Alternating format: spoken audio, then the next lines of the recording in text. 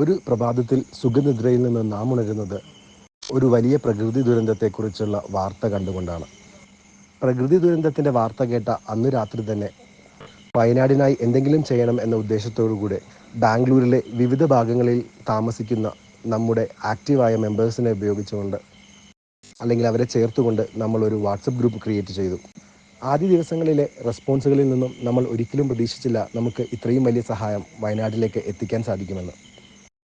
എന്നാൽ നമുക്ക് ചുറ്റുമുള്ള സുമനസ്സുകളുടെ സഹായത്തോടുകൂടി നമ്മളിന്ന് ഒരു ട്രക്ക് മുഴുവൻ സാധനങ്ങൾ ബാംഗ്ലൂരിൽ നിന്നും വയനാട്ടിലേക്ക് എത്തിച്ചു കഴിഞ്ഞു.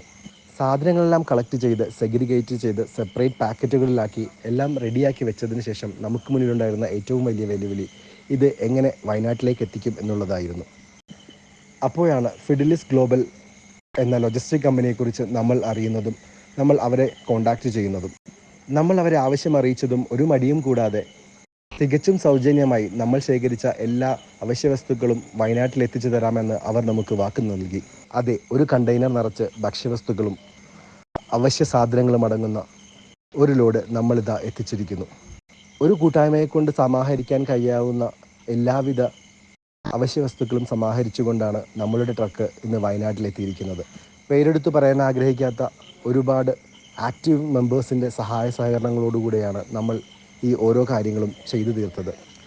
എല്ലാ ദിവസവും ഓടി നടന്ന് വിവിധ ലൊക്കേഷനുകളിൽ നിന്ന് സാധനങ്ങൾ കളക്ട് ചെയ്യുകയും അത് നമ്മളുടെ വിവിധ കളക്റ്റിംഗ് പോയിന്റുകളായ വടിവാളയിലെ റെൻസ് കിച്ചണിലും ഇന്ദിരാനഗറിലെ കേരള പവലിയനിലും അതുപോലെ തന്നെ നമ്മളുടെ മെയിൻ കളക്ഷൻ പോയിൻ്റായ കമ്മനഹള്ളിയിലെ ഇന്നോവ കോളേജിലും എത്തിക്കുക എന്ന ദൗത്യം നമ്മുടെ കോർഡിനേറ്റേഴ്സ് വളരെ വിജയകരമായി പൂർത്തീകരിച്ചു.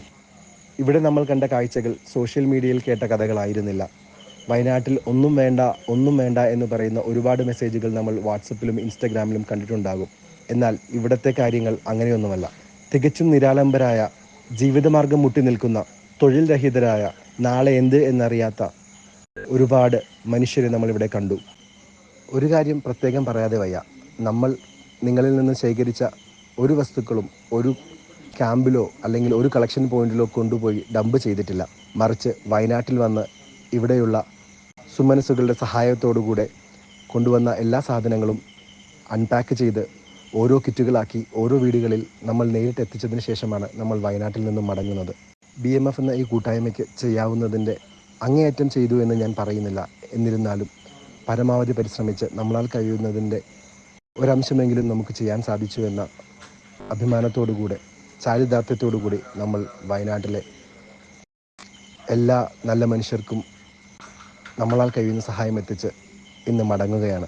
തികച്ചും BMFൻ്റെ ഭാഗമായി വയനാടിന് വേണ്ടി എന്തെങ്കിലും ചെയ്യാൻ സാധിച്ചതിൽ അതിയായ ചാരിതാർത്ഥ്യത്തോടുകൂടെ ഈ വീഡിയോ ഞങ്ങൾ അവസാനിപ്പിക്കുന്നു.